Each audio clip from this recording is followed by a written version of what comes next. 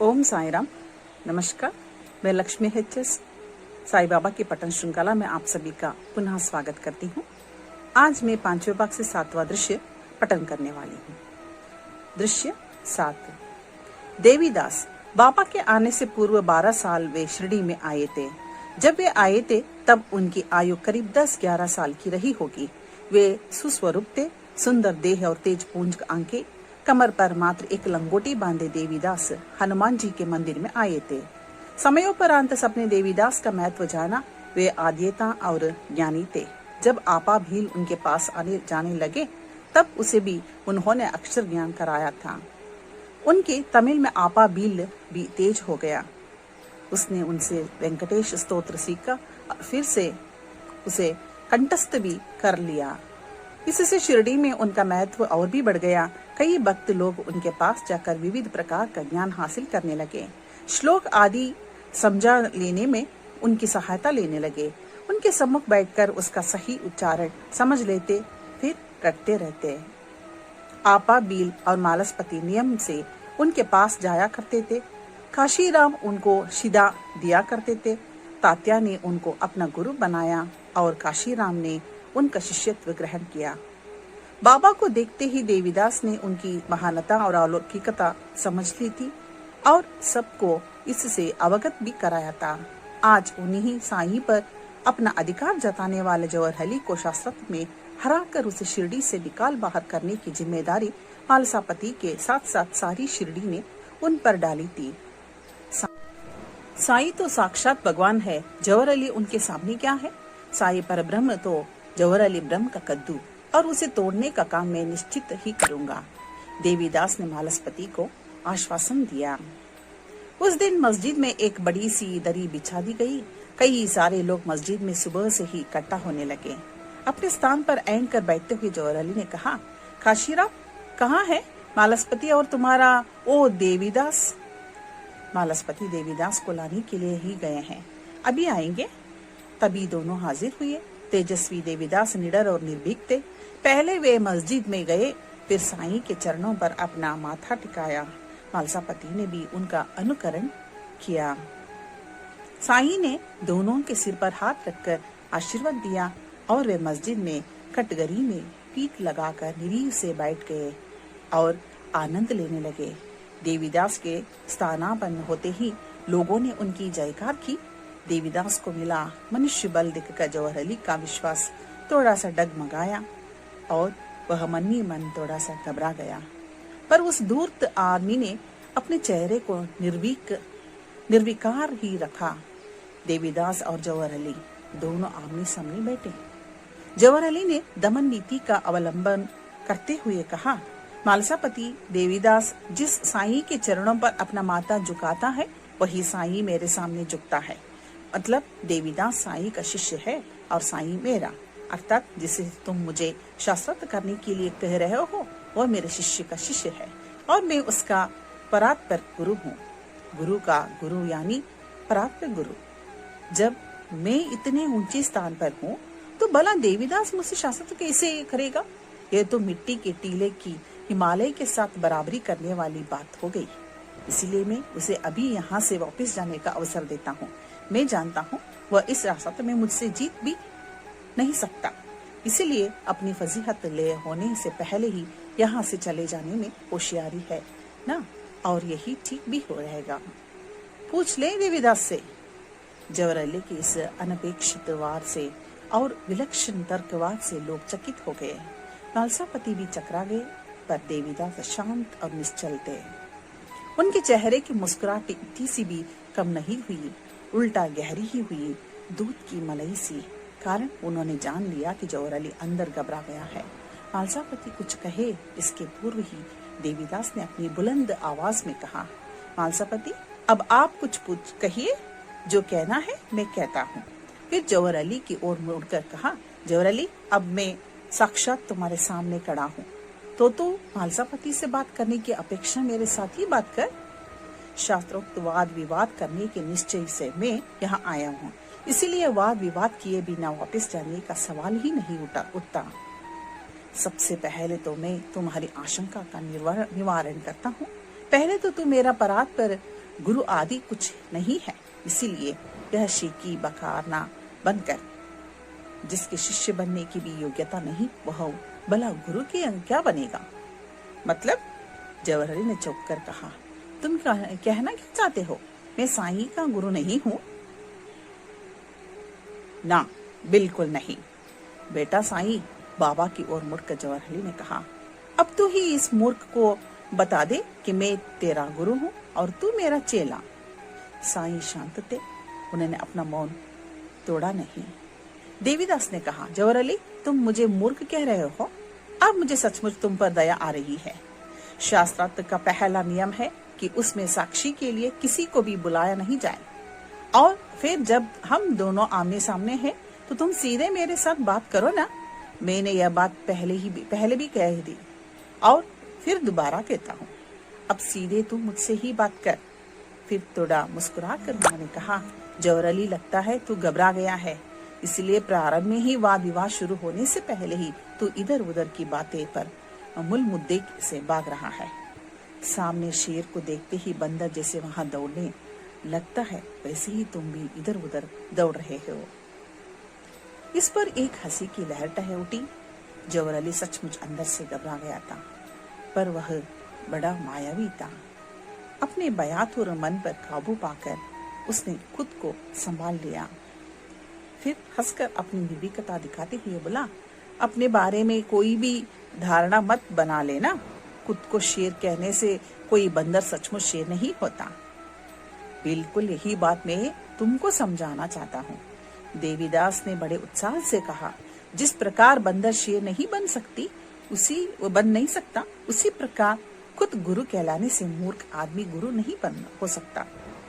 मैं उसका गुरु हूँ, ये सारा संसार जानता है, बस तुम ही बात को मान नहीं रहे हो। देवीदास, खैर मेरे एक प्रश्न का उत्तर दो। पूछो। तुमने स्वयं साईं को अपना चेला बन जाने को कहा था ना? जी हाँ। या फिर मुझे अपना शिष्य बना लीजिए और आप मेरे गुरु बन जाइए, ऐसा खुद साईं ने कहा था? नहीं कहा था। वही तो, जब किसी को दिल से लगता है कि मैं अमुक का शिष्यत्व स्वीकार लो, तभी वह व्यक्ति उसका गुरु बन जाता है। जवाहरलाल, तू मूढ़ है। हर किसी को कहता फिरता है कि मेरा चेला बन जाओ, मेरा चेला बन जाओ। इस तरह से कोई किसी का गुरु नहीं बनता ना, कोई शिष्य। इसीलिए यहाँ बैठ हर कोई सिर्फ तुझे छोड़कर साईं भक्त है, साईं के शिष्य है, पर कोई तुम्हें नहीं मानता। कारण जो नहीं है उसे है समझना भ्रम है। तू जो खुद को गुरु समझता है ना, वह सबसे बड़ा भ्रम है।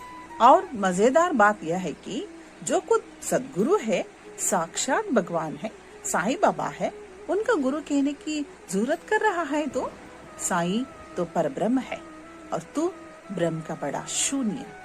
देवीदास की इस बात पर लोग जोर जोर से हंसने लगे।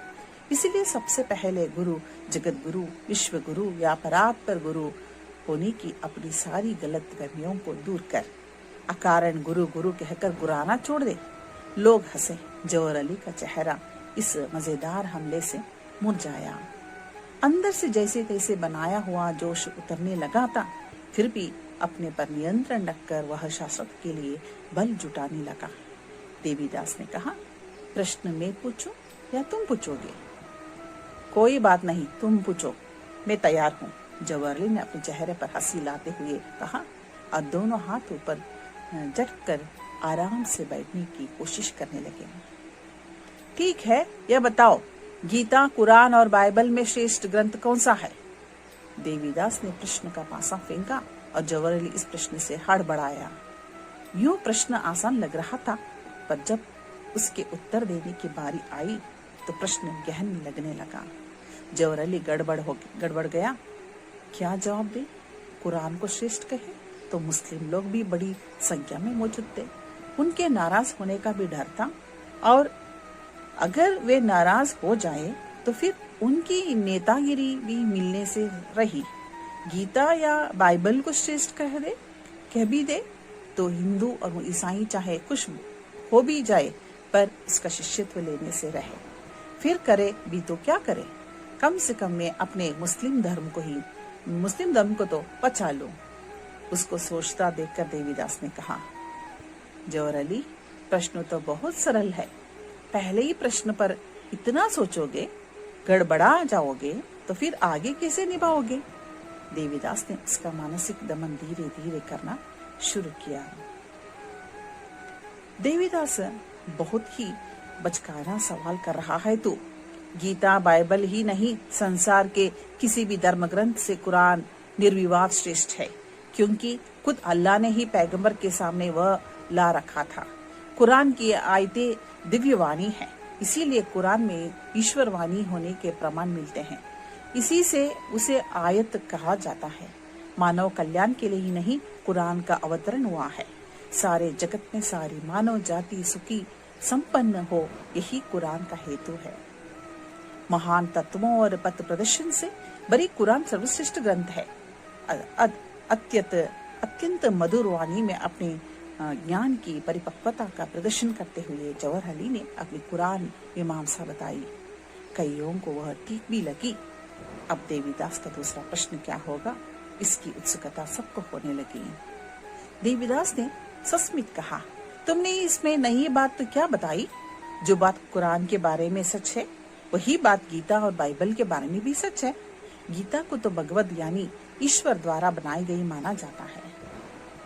गीता या बाइबल ही नहीं, संसार के एक धर्म ग्रंथ प्रेम, शांति, अहिंसा, अखिल मानव जाति का सुख, समृद्धि आदि बातें ही तो बताते हैं। यानी तुमने जो विश्लेषण दिया वह एकदम मामूली सा है। और एक मुद्दा, तुम कहते हो कि कुरान का मूल हेतु ही अखिल मानव जाति का सुख, कल्याण और संपन्नता है, पर वास्तव में कुरान में ऐसा कुछ नजर नहीं आता। बीच बीच में चाहे मानव जाति या आम इंसान का उल्लेख किया गया हो, पर उसमें कई सारी ऐसी बातों का उल्लेख किया गया है जिसका संबंध अरब लोगों के खान पान, उनकी परिणति, अरबों के इतिहास, रूढ़ी परंपरा से है। जैसा कि तू कहता है, अगर कुरान संपूर्ण मानव जाति के कल्याण के लिए लिखा गया है, तो फिर तत्कालीन आंचलिकता और तत्कालीन लोगों से संबंधित जानकारी अधिक मात्रा में क्यों है? इसका कोई स्पष्टीकरण तुम्हारे पास है? देवीदास के इस प्रश्न पर स्वयं साईं भी चकित रह गए। वाह, इस अर्थ में उन्होंने अपनी भवें उठाई। जौहर अली गड़बड़ा गया। उसे कुरान मुंह ज़बानी याद था, पर उसने इस दृष्टि से कभी सोचा नहीं था। फिर भी अपनी पराजय टालने के लिए उसने कहा, देवीदास, तुम जैसे कह रहे हो वैसे अधिक मात्रा में वह बातें कुरान में दर्ज नहीं की गई है। तुम्हारा आक्षेप ठीक नहीं है और यह बात अनाड़ीपन को ही दर्शाती है। इस कारण मैं तुम्हारे इस आक्षेप पर कोई विशेष विश्लेषण देना जरूरी नहीं समझता।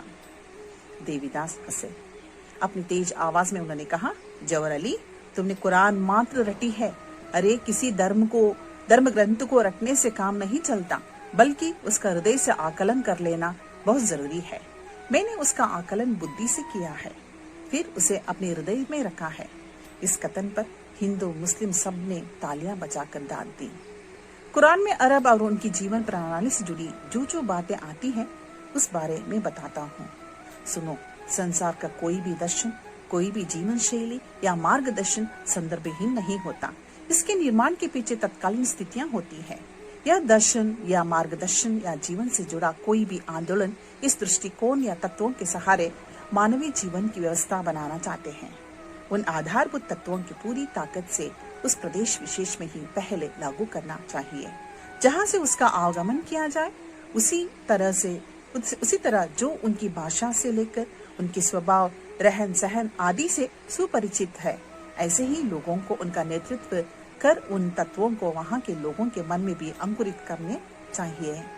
फिर संदेश में ही उन तत्वों को प्रत्यक्ष व्यवहार में लाकर उसके सहारे एक यशस्वी जीवन प्रणाली चलाकर संसार के सम्मुख एक आदर्श स्थापित करना चाहिए। यह प्रयोग जब एक स्थान पर सफल हो जाता है, तब सारे संसार की दृष्टि में उस आवाहन की और उस मार्गदर्शन की और अपने आप आकर्षित हो जाती है, और फिर संसार के विद्वज्जन वह प्रणाली अपने राष्ट्र के लिए अपनाएंगे, और फिर राष्ट्रीय मार्गदर्शन विश्वात्मक बन जाएगा। इसीलिए अरबों से संबंधित संदर्भ अगर आ भी जाते हो, तो कुरान तो मौलिक और महान बातें बताता है। वह समग्रतः विश्व कल्याण के लिए ही है। फिर तालियों की गड़गड़ाहट हुई। साईं बाबा प्रसन्नता से हंस रहे थे। नालसापति, श्याम और आदि लोग उस अतुलनीय तर्कबद्ध विवेचन से प्रभावित हो गए। खुद जवाहरलाल ने भी देवीदास की बुद्धिमत्ता को माना। उसने नम्रता से अपनी गर्दन हिलाते हुए कहा, देवीदास, तू तो जबान का मालिक है। मैं मुसलमान हूँ और तू हिंदू है, किंतु तुम्हारा कुरान का गहन अध्ययन मुझसे भी अधिक गहन है। इस ग्रंथ को समझने का एक नया दृष्टिकोण आज मैंने तुमसे जाना है। अध्ययन की एक नई दृष्टि, एक नई दिशा आज मुझे तुमसे प्राप्त हुई है। मेरा अहंकार अब पूरी तरह से गल गया है। मैं अपनी पराजय स्वीकारता हूँ। अन्य धर्म ग्रंथों पर अब मुझे तुमसे और कोई चर्चा नहीं करनी है। कुरान का ही जब तुम इतना गहन अध्ययन कर सकते हो और मैं तुम्हारे सामने टिक ही नहीं पा सकता, फिर तो गीता बाइबल की चर्चा में तो तुम मेरा पूरी तरह कचमर निकाल कर रखोगे। इसीलिए मैं अपने हार स्वीकार करता हूँ और साईं को छोड़कर चला जाता हूँ। साईं मेरा शिष्य नहीं है और मैं अज्ञानी, अहंकारी उसका गुरु नहीं बन सकता। जाने से पहले मैं बड़ी नम्रता से तुम्हें एक सवाल करना चाहता हूँ। तुम्हारी दृष्टि से कौन सा धर्म ग्रंथ सर्वश्रेष्ठ है? जवाहरलाल ने हाथ जोड़कर प्रश्न किया था। उसका हृदय परिवर्तन देखकर लोग भाग हिल गए। देवीदास गंभीर हो गए थे। उनके चेहरे पर विजय की प्रसन्नता नहीं थी। जवाहरलाल की स्थिति देखकर उनको भी दुख हुआ था। उनका दिल भर आया था। उन्होंने बड़े विनय से कहा, जवाहरलाल, तुम्हारा अहंकार दूर हो, इसलिए साईं ने मेरे मुख से वह सारा कहलवाया था। उनके सामने मैं भला कौन हो सकता हूँ? यह ग्रंथ श्रेष्ठ है या वह ग्रंथ श्रेष्ठ है, ऐसा हो ही नहीं सकता। धर्म ग्रंथ यानी ईश्वर की और ले जाने वाली तत्व सरिताएं हैं। सारी सरिताएं जिस तरह सागर की ओर चली जाती हैं, उसी तरह सारे धर्म ग्रंथ ईश्वर की ओर ले जाते हैं। सागर तक जाने के लिए जिसे जो सही और निकट की लगती है, वह उसे अपनाता है। धर्म ग्रंथ यानी देववाणी, दैवी देन है। आज यहाँ ना तो भगवान कृष्ण है, ना ही अल्लाह है, पर साक्षात साईं यहाँ प्रस्तुत है। वे ही भगवान कृष्ण भी है और अल्लाह भी है। अरे भगवान तो बस एक ही है, प्रदेश और भाषा के अनुसार उसके नाम बदल जाते हैं। उनकी वाणी एक ही होती है। अरे भिन्न भिन्न धर्म की बात जाने भी दो, तो एक ईश्वर के ही कितने नाम है। चरवाहे गाय आदि चराते हैं, इसीलिए ग्वालों में कृष्ण गोपाल है। द्वारिका का कृष्ण पंढरपुर में विट्ठल बनता है और रुक्मिणी रकमा भाई बनती है। व्यक्ति तो एक ही है। साईं की ओर इशारा करते हुए उसने कहा, यानी वह साक्षात मूर्ति है। अरे इतने मस्जिद में अग्नि जलाई और मस्जिद का द्वारकामयी बनाई, इसीलिए मस्जिद का अल्लाह यही है, द्वारका कृष्ण भी यही है। ज्ञान से, मन से और श्रद्धा से समझ लो, तुझे हर जीव में अल्लाह दिखाई देगा, साईं दिखाई देगा। मैं इस महासाईं को प्रणाम करता हूँ। वहीं से देवीदास ने साईं को साष्टांग प्रणाम किया। सबने उसका अनुकरण किया। जवाहरलाल ने उठकर कहा, बेटा साईं, चलता हूँ मैं। मुझसे अगर भूल हुई है तो मुझे माफ कर देना। लोगों, चलता हूँ मैं। और वह वहां से तेजी से निकल गया। नमस्कार करने वालों को साईं ने आशीर्वाद के लिए जब हाथ उठाए, तब जाने वाले जवाहरलाल की छवि पर उनकी नजर स्थिर हो गई थी। निर्मल होते जाने वाला जवाहरलाल बाबा को अधिक सा रहा। तभी मस्जिद के ऊपर से एक बड़ा सा काला बादल आगे निकल गया। उसकी कृष्ण छाया दूर तक चली गई। यहाँ पर पांचवें भाग के 8वां दृश्य समाप्त होता है। धन्यवाद।